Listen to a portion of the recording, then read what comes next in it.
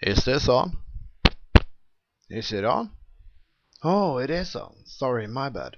Hi there, my name is Gustav Eriksson and I'm going to be the narrator on this short documentary about nuclear power. There's this mad scientist, Italian scientist Andrea Rossi, that claims that he has created a cold fusion machine at a very low cost. This machine is supposed to multiply the input energy by 10 times, so 1 kilowatt hour into the machine creates 10 kilowatts out. The machine is supposed to be released out on the market before 2012. So the big question now are, is this for real? But first, let's sort out the technical terms and get some basic knowledge about nuclear power. Let's start with fission. Fission is when you split an atom.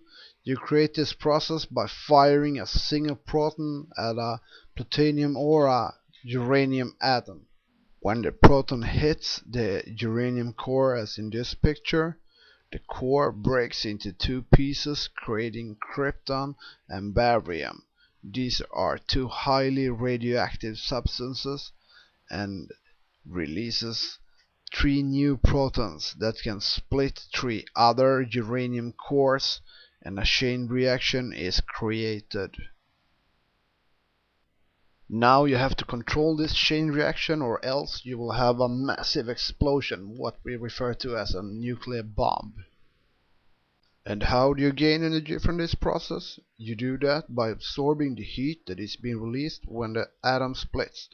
The heat is used to boil water, which creates steam to run a turbine that produces electricity. It's very cheap compared to other energy sources. There are no pollution directly out into the environment. It makes it possible to create enormous amounts of energy with very little resources. Fission creates extremely dangerous byproducts which are very hard to take care of. It takes thousands of years to get it to be non-radioactive. The technology of fission can be used to create nuclear weapons, which in the wrong hand could be devastating. There is always the risk of accidents or breakdowns at the nuclear plant, such as human error, earthquakes, and even terrorist attacks, which could lead to leakage of radioactive substances or a nuclear explosion. Let's go over to fusion. Fusion is when you merge two atoms together to create a new, larger atom. The most common atoms to put together, as in this picture, are deuterium and tritium, which are hydrogen isotopes, and these two together creates helium. This process creates a large amount of kinetic energy, which are absorbed and is used to create electricity. Fusion happens naturally all the time and all around us. It is what produces energy in stars. We already use fusion technology today, but only to build weapons, of course, such as hydrogen bombs, which are 1,000 times more powerful than the atom bomb. Fusion generates a lot more power than fission. The fuel is extracted from ordinary seawater, so the source is more or less unlimited. No radioactive rest products, only helium, which we all know is the source to a great party. No pollution at all, and if there is a failure in the fusion process, it will only shut down. There will be no explosion or leakage of radioactive materia. Only 25 grams of fuel will provide a lifetime of energy supply for the average European. This sounds really great. So why don't we use fusion to more than just weapons? And how do you do it? It sounds really simple. You just smash two atoms together and voila! It's a bit harder than it sounds. There are two techniques to merge atoms: hot fusion and cold fusion. There is a repelling electronic force between the deuterium and the tritium atoms. To be able to merge these atoms, You have to put them in a state where the electromagnetic force have no effect. You do this by using a tokamak, which is a machine invented by the Soviet Union in the 50s. In the tokamak, you create plasma formed as a donut inside a magnetic field. So to get rid of the repelling force between deuterium and tritium, you have to make plasma of them, and you do that by heating them up to over 100 million degrees Celsius.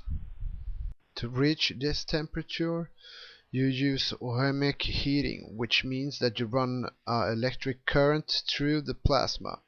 Additional heating is applied using neutral beam injection, which injects a high energy beam of neutron atoms into the plasma and raising the overall temperature. At temperatures that high, particles have a vast kinetic energy and start to move in a very high speed.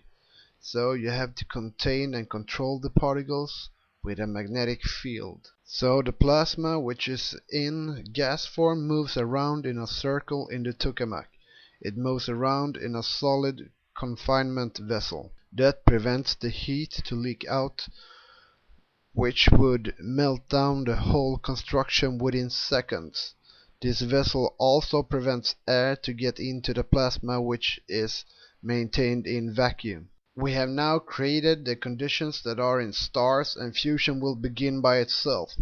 When fusion is occurring, high energy neutrons will radiate, as you can see in this picture, and it is this energy that will be picked up and transformed into electricity.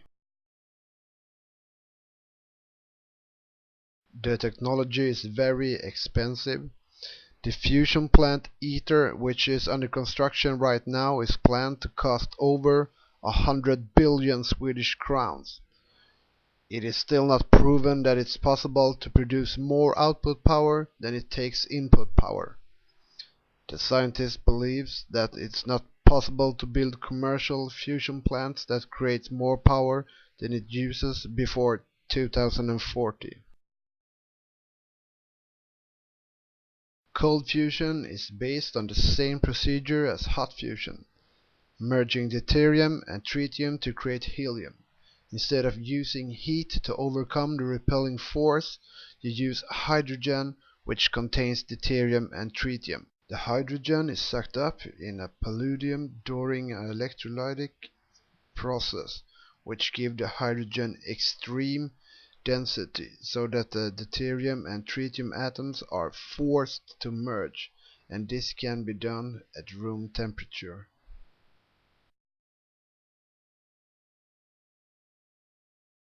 Cold fusion is only a theory, and no one have ever made it work. Two American scientists, Martin Fleischmann and Stanley Pons, claimed in 1989 that they had succeeded with a cold fusion experiment, but it turned out to be a fraud. This is where Andrea Rossi comes into the picture, figuratively speaking.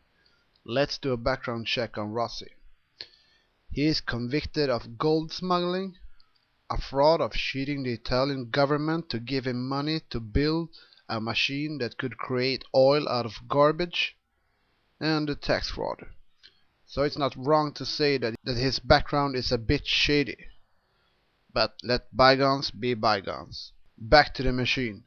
In this cold fusion machine there is supposed to be a fusion between nickel and hydrogen. The byproduct is traces of copper. The machine only needs an input of 1 kilowatt and produces 10 kilowatts of energy. In the 4th of January 2011, Rossi invited scientists and journalists to view a demonstration of the Rossi fusion machine. The demonstration was to boil water in a pressure boiler with energy from the fusion machine. They boiled 13 liters at a temperature at 101 degrees Celsius. No one of the scientists were allowed to take a closer look at the machine, and when they asked him how it works, he answered that he doesn't know, it just works. Rossi has not managed to patent this machine due to the lack of explanation.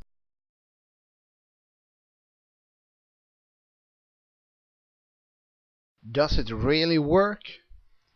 If it works, can it really create energy at a cost of 1 euro cent per kilowatt hour? Is it really radioactive free? Can the mass production be at full effect at the end of 2011? Will this solve the energy crisis? Or is this just a scam to get the right and pattern for cold fusion? We just have to wait and see how this will turn out. Radioactivity